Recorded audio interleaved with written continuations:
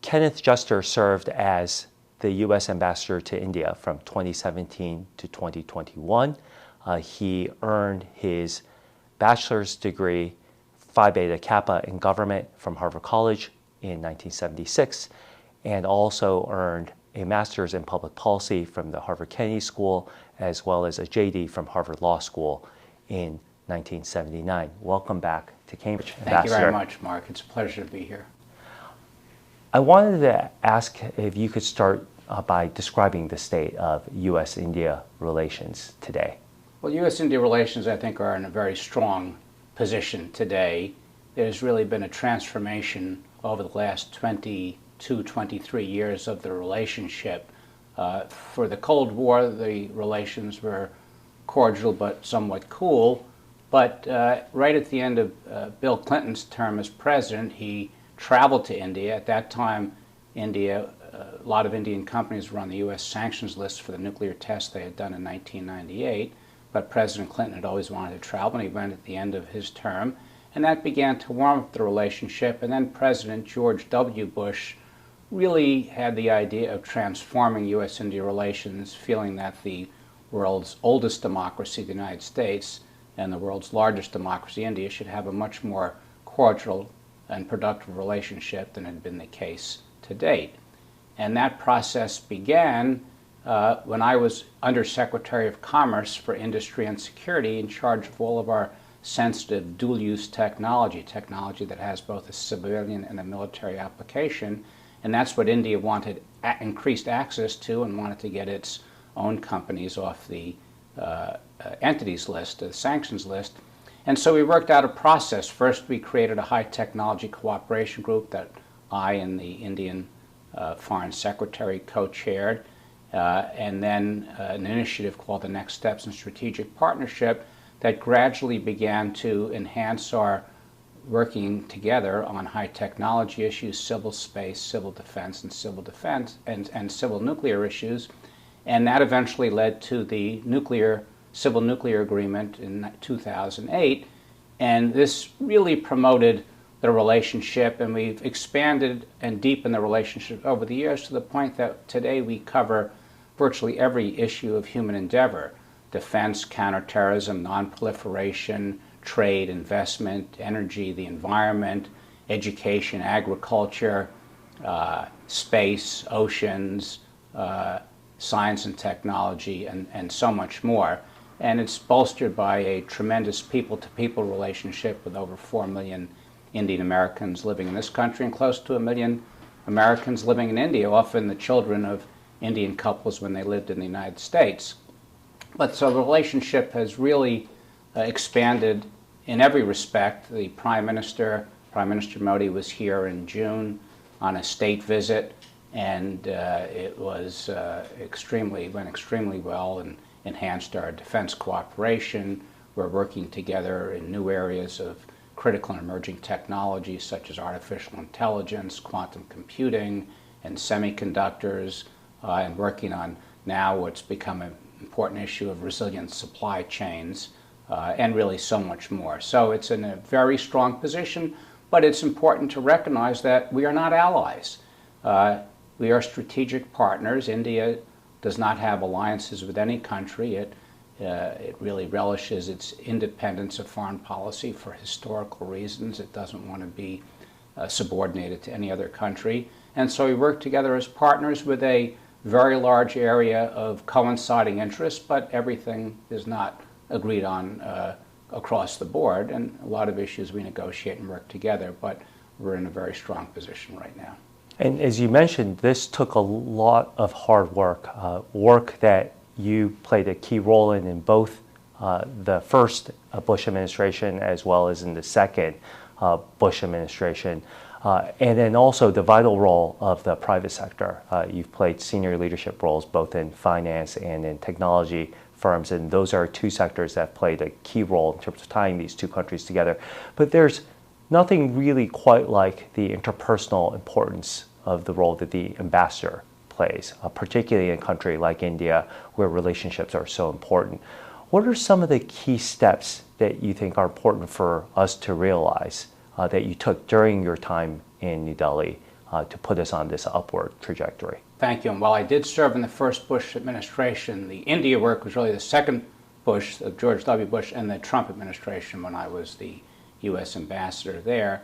And there were a variety of, I feel, key initiatives that we pushed forward that continue through the Biden administration. First and foremost, we really adopted it within U.S. foreign policy, the concept of the Indo-Pacific, no longer separating the India and South Asia relations from what we do with North Asia and what people traditionally think of as Asian affairs. The Indo-Pacific was really a concept that the former Prime Minister and the late Prime Minister of Japan, Shinzo Abe, pushed forward in 2007, but it became part of the U.S. lexicon and something that we adopted in 2017 and 2018, and now it's commonplace throughout, and I think every country adopts it except China doesn't like the concept, nor do the Russians. But that was something that I was very much involved in, and also reviving the Quad, which is a grouping of India, Japan, Australia, and the United States, which had first come together, not formally as the Quad, but had these four countries worked together in 2004 in the wake of the tsunami in Asia on disaster relief and humanitarian assistance. And then again, with the urging of Prime Minister Abe in 2007, formed what was called the Quadrilateral Security Dialogue, but it disbanded in 2008 when the Chinese complained that this was an effort to have an Asian NATO and contain China. And then we worked hard with Japan in 2017 to bring India and Australia aboard to revive the Quad. And we did so at the working level for meetings in 2017 and 18, and actually had ministers meet for the first time in 2019 and 2020. And the Biden administration has elevated that to the leadership level and have had summits of the Quad, and I think that's been a very significant development. We also instituted something known as the 2+2 talks with the Secretaries of State and Defense in the United States side and the Ministers of External Affairs and Defense on the Indian side, so that we really had a strategic level of talks between the two countries, meeting on an annual basis with interim meetings at the working level. And again, this is something that the Biden administration has continued forward. We elevated the energy relationship. While we've always had a robust trade investment relationship, we began for the first time exporting U.S. oil and natural gas to India. We already had exported coal and clean coal and renewables, but we now work across the board with India on all energy issues, and that's been a big area of activity.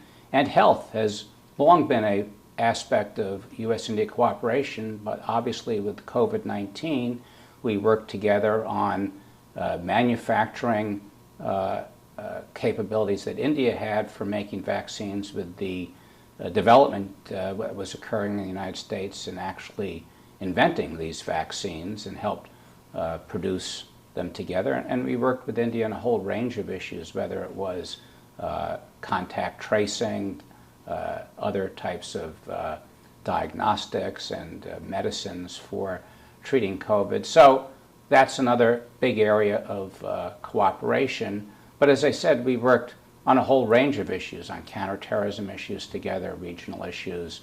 But I would point to some of those as key areas. And then finally, just continuing to advance, as you said, the people-to-people relationship. We've had more Indian students than ever come to the United States, over 200,000. We have a whole number of educational exchange programs. We have universities interacting with each other. We have civil society leaders. The militaries work together for the first time ever on, I should add, on the defense side. We concluded what are known as enabling agreements. These have been in negotiation for up to 10 years, but we concluded agreements on secure communications, on industrial cooperation, on geospatial imaging and sharing of that. And so that was very significant that these long-time outstanding foundational or enabling agreements were included, which has greatly enhanced defense cooperation. We increase the complexity of military exercises we did together. We got the Malabar exercise, which is a naval exercise, to include the 4 Quad countries, which was very significant. And we had exchanges for the first time at each other's military facilities. And all of this is being built on and further expanded. The important thing to note is that the U.S.-India relationship is one area where, despite the polarization of views in Washington and in the Congress, has agreement on both sides of the aisle about its importance and about the attention they give to it. And so the relationship has improved over the last 20 plus years, whether it's been a Republican or Democratic administration, and it's been the same in India. As they've had changes in government, the relationship has also improved. So it truly is a matter of bipartisan consensus. And I'm pleased to say that many of the initiatives we worked on have been taken up by the Biden administration, and in some cases enhanced and expanded as well. No doubt these two important democracies share common values, but they also share strategic interests. But you've already alluded to a few times China in your comments. So I just wanted to invite you to share some thoughts as to how much of this enhanced relationship is in response to China, or how has China's actions affected the development and the trajectory of this relationship? You know, people today may think that the relationship owes its origins to views about China, but that's not really the case. When the relationship was transformed beginning in 2001, both India and the United States had cordial relationships with China. I mean, the United States helped China get into the World Trade Organization at that point in time. We had extensive trade and investment with them. And India, which has had a challenging relationship with China from time to time, they had a war in 1962, had also had reached a certain modus operandi and operated with it as well. There's no doubt that some people thought the enhanced U.S.-India relationship was a hedge against something that might go awry in the China relationship. But it really goes back to the fact that the two countries thought they were, to use the phrase of Prime Minister Vajpayee, natural allies and should have a better relationship and work together, in a sense, to end India's nuclear isolation after its tests in 1998 and to make the relationship more productive in trade, investment, and throughout the range of issues that one works on. And as I said, also because of the people-to-people component. And in fact, when the Quad began in 2007, it quickly disbanded in 2008 because of objections expressed by China. And India, you know, is in a different geographical position than the United States. China's on its northern border, stretching over a border, undefined border of over 2,000 miles. And so the relationship was transformed on its own terms. However, in 2017, when we revived the Quad and it came together at the ministerial level and now at the summit level, there's no doubt that that occurred in part because of the increased common strategic clarity among the 4 members of the Quad in terms of the challenges posed by the rise of China. And when the Chinese government crossed the line of actual control in 2020, and it actually led to fatalities in June of 2020 for the first time in 45 years. Over 20 Indian troops were killed and at least 4 Chinese were. This regrettably shattered the trust that India had in China and deeply affected the relationship. And while no one wants to have a conflictual relationship with China, and there's still a desire to work cooperatively where possible, that certainly gave greater impetus to both the U.S.-India relationship and the developments in the Quad. But the Quad has been very clear in its public statements that it is not designed as an effort to contain China, but it is an effort to provide a positive agenda for the region and build an architecture that will help promote a free and open Indo-Pacific. There is not Quad activity in the defense area, and they are very clear about that, although they do work on maritime domain issues, but also public good issues such as how to help with the COVID vaccine, dealing with cybersecurity issues, supply chain issues, critical and emerging technologies overall. But the Chinese activities in the last several years, whether it's in the South China Sea or the East China Sea, whether it involves not cooperating on the origins of COVID, whether it relates to China's incursions into India, whether it relates to the Belt and Road Initiative and the extreme debt burdens that's created for some countries, whether it relates to trade frictions, and more recently now, the China-Russia friendship with no limits and China's support for Russia's invasion of Ukraine. All of this has just given, as I mentioned, greater strategic clarity to the Quad countries and greater interest in working together so that there is a counter in some respects to some of the architecture that the Chinese seem to be promoting for the region. So you've touched quite a bit in terms of the shared strategic interests that U.S. India, along with our allies Japan and Australia share. But India is famously a non-aligned country, especially when it comes to foreign policy. The Quad, as you've mentioned, is a partnership for a shared vision of a free and open Indo-Pacific, but not an alliance, particularly not a security military one. Could you comment a little bit about ways in which India's strategic interests sometimes diverge from the United States? India famously has engaged with China through the BRICS Forum. India is also involved in terms of its own strategic policies as far as the Indo-Pacific is concerned. So can you touch a little bit about ways in which that strategic interest might look a little bit different, and ways in which we sort of work to manage those differences across the Quad countries? Yeah, well, first, as you indicated, the Quad is not an alliance. Well, there are three treaty allies in the Quad, the United States, Japan, and Australia. India is not an ally of any of the countries, it's a strategic partner. And so the Quad is this unique grouping of three allies and one strategic partner. And they all do have slightly different perspectives. As I mentioned, India is a neighbor of China and has had a long-standing relationship, and India wants to have a peaceful border and a peaceful relationship with the Chinese. And there's been speculation if the United States and China ever got in a conflict relating to Taiwan, that there's not an expectation that India would be fighting with the United States or in that conflict.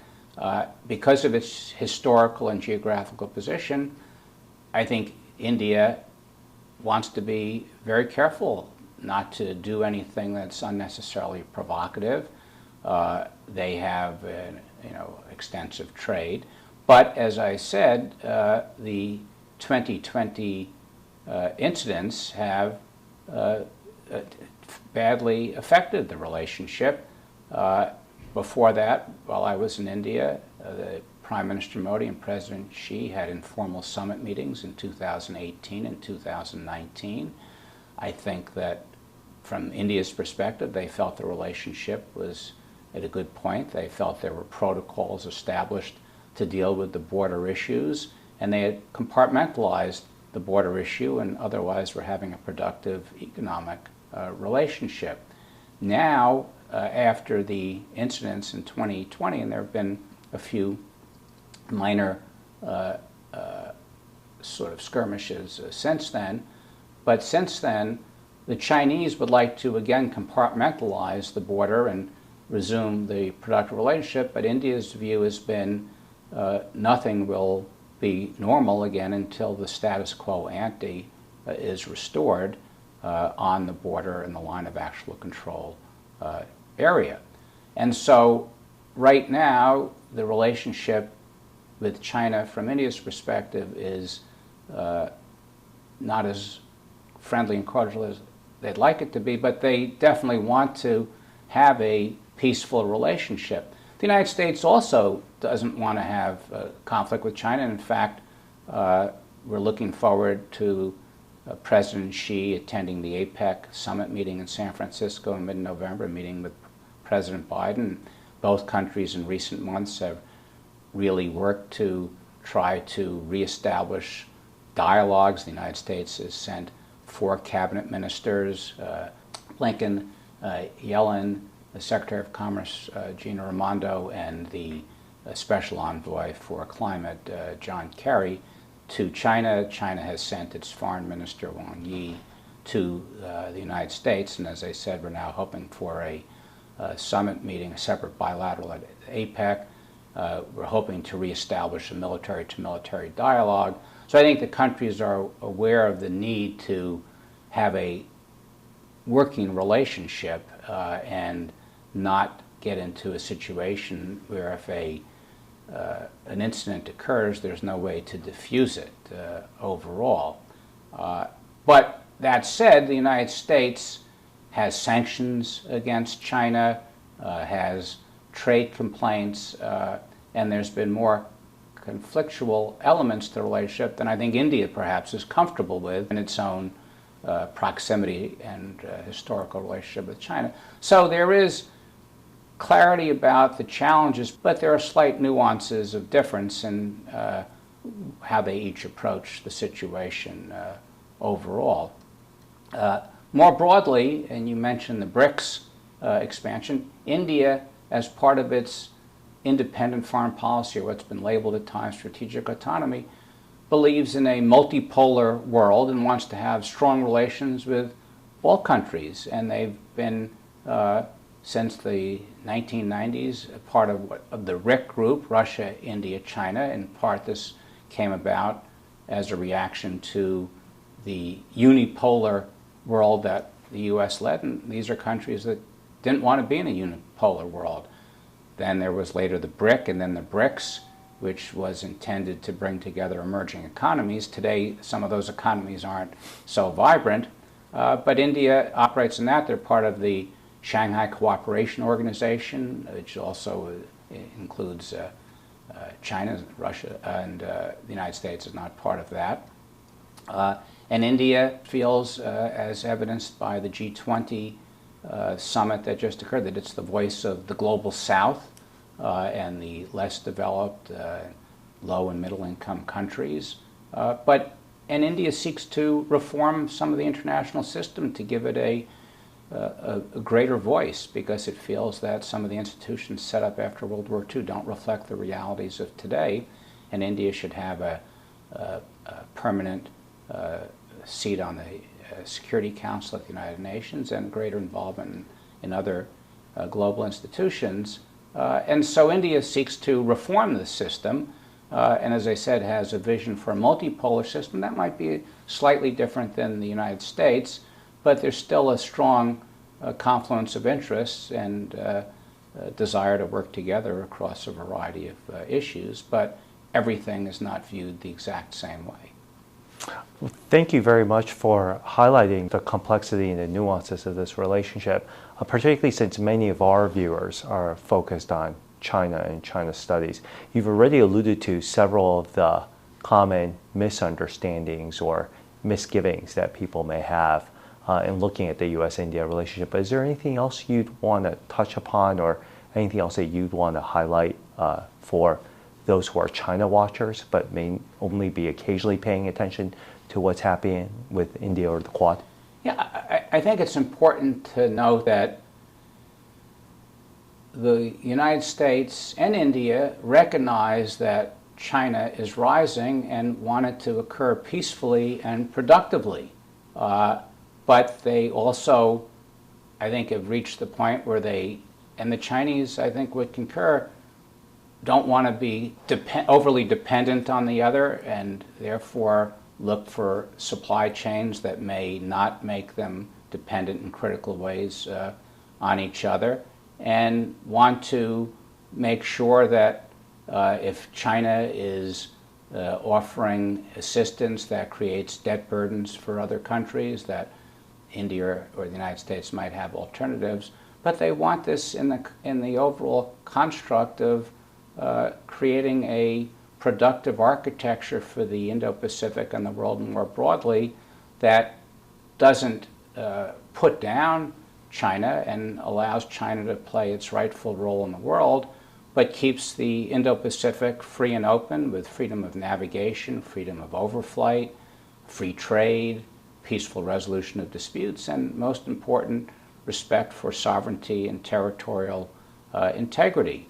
And it's how we work out these broad principles that's going to be very important over the next several years, because there is a degree of flux and fragmentation occurring throughout the world, and especially systemically in this region, and how we adapt to the rise of China, the rise of India, the reaction of the United States and the rest of the world is going to be very critical in terms of future distributions of power and alignments of country and the way we look at global institutions and perhaps reform and reconstitute them.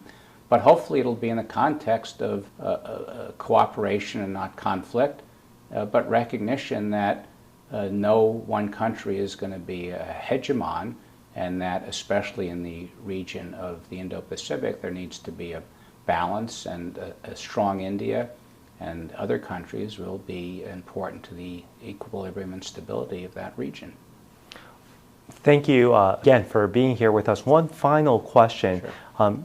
Since you're widely acknowledged to be one of the veteran foreign policy experts, but also one with a distinguished career moving back and forth between government, legal practice, and also private practice in the private sector. For those in the next generation who are going to be involved in reshaping this order, especially given the complexity that you've described, whether that's in government or in the private sector or in finance or in technology, what advice do you have for them? What do you think they need to be focusing on beyond simply what we're doing here in terms of providing them with tools and a liberal education and so forth?